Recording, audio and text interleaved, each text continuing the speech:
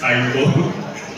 Pero hindi po yun. So 101, great service to the world of optimized real estate listing.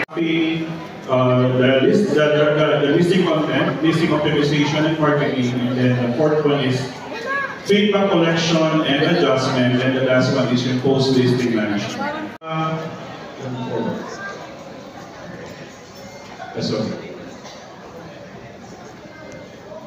Parts of the world, di ba nila kilala ang MLS Karen? Kayo ang pag-share po natin yan.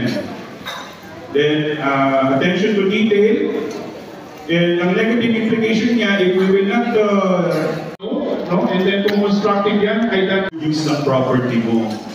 Okay, so may metric ka dito. So malalaman mo, effective pala yung ginagawa. Kung hindi, check mo ngayon. Later on, check yung buyer, broker's profile mo, makikita niyo, makakabenta ka na. Meron din kung dapat trabahuin. Kaya kung meron po kayong staff, dapat meron kayong parang calendar. That's where I will go.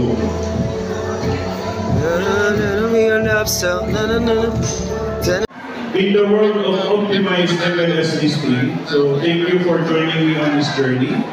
Puputusan na po ako ng CSR. So meron po siya